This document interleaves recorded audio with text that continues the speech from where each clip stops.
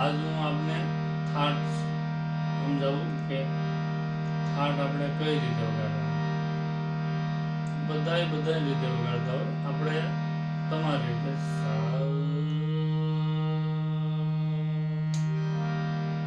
આપણો સૂર આપણે પકડવાનો છે. કઈ રીતે કે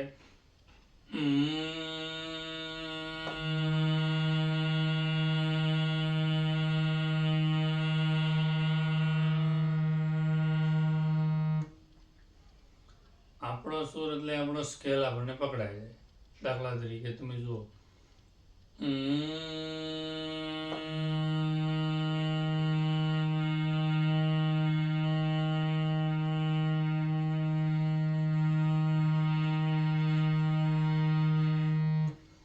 બધા રીતે અલગ અલગ ગળા આપેલા છે ભગવાને. દાખલા તરીકે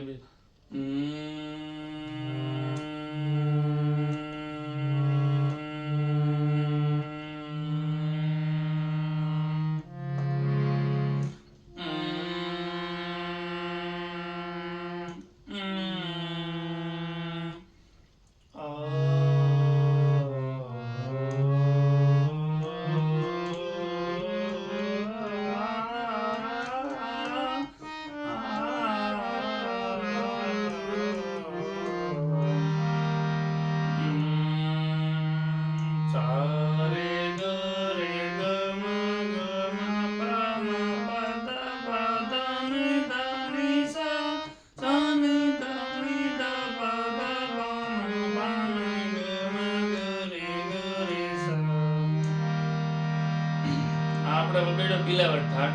હવે આમાં ને આમાં ખમા જુઓ, સા રે ગ રે ગ મા ગ મા પા મા પ દ પ દ ની ધા ની સા સા ની ધા ની ધા પ દ પ મ પા મ ગ રે સા. એમાં ની કોમળ આવે છે કમાનમાં.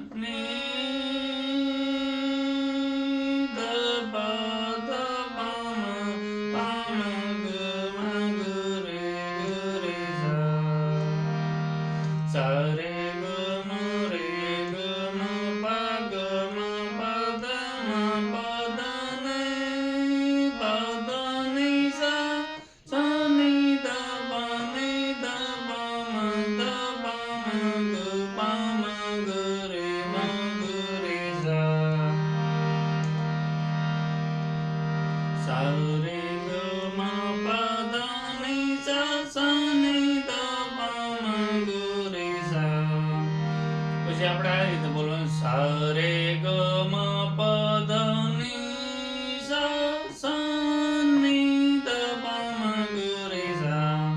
સાત આપણે પકડવાનું છે. સા રે ગ મ પ ધ ની સા સા ની ધ પ મ ગ રે સા. સા રે ગ મ પ ધ ની સા સા ની ધ પ મ ગ રે સા. સા રે ગ મ પ ધ ની સા ની ધ પ મ ગ રે સા. સા ગ રે મ ગ પ મ દ પ ની ધ સા સા ધ ની પ ધ મ પ ગ મ રે ગ સા. સા મ રે પ ગ ધ મ ની પ સા સા પ ની મ દ ગ પ રે મ સા. આ રીતે અલગ અલગ પ્રેક્ટિસ કરવાની છે આપણે. એટલે આપણને સમજાઈ જાય કે આ ખમાસ છે.